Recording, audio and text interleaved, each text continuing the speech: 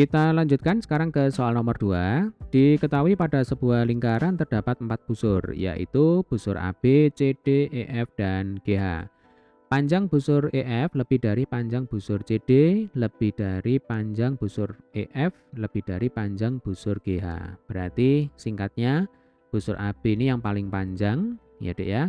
Busur GH ini yang paling pendek.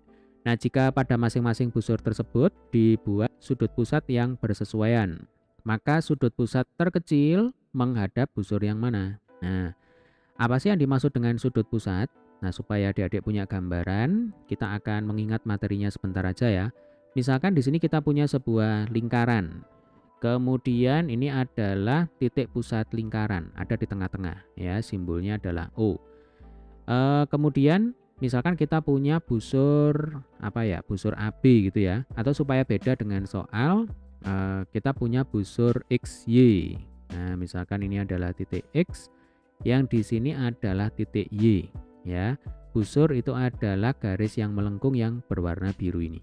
Ya, ini sudah kita bahas di video sebelumnya. Nah, sudut pusat yang bersesuaian berarti ini kalau kita gambar, nah saya buat garis putus-putus seperti ini. Ya, ini adalah jari-jari lingkaran. Nah, sudut pusat dari busur yang bersesuaian itu adalah yang di sini, ya Dek ya. Nah, misalkan ini adalah alfa. Coba sekarang kalau dibayangkan, misalkan saya punya busur yang kedua, yaitu busur, kalau ini XY, sekarang saya punya busur XZ.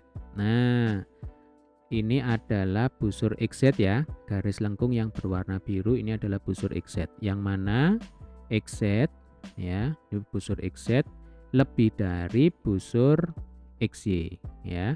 Jadi kan ini lebih panjang. Ini X, ini Y. Kalau ini X, ini Z, berarti XZ lebih dari XY. Kalau sudut pusat yang bersesuaian dengan busur XY itu alfa, sekarang sudut pusat yang bersesuaian dengan busur XZ itu adalah beta. Nah, beta itu yang berwarna hijau ya. Nah, logikanya dari gambar ini bisa kita simpulkan beta itu lebih dari alfa ya. Jadi beta lebih dari alfa. Artinya semakin panjang ya, makin panjang sebuah busur, atau supaya singkat makin panjang busur ya Dek ya, maka makin besar sudut pusatnya. Nah, ini harus diingat-ingat. Sudut pusatnya. Jadi makin panjang busur ya, maka makin besar sudut pusatnya. Nah, tugas kita di soal nomor 2 adalah mencari sudut pusat yang paling kecil. Berarti ya dibalik. Sekarang kita mencari busur yang paling pendek. Ya kan? Busur yang paling pendek itu adalah busur GH. Nah, berarti nomor 2 jawabannya adalah yang D. Ya, jadi sudut pusat yang paling pendek, yang terkecil itu menghadap busur GH. Kenapa? Karena busur GH ini yang paling pendek.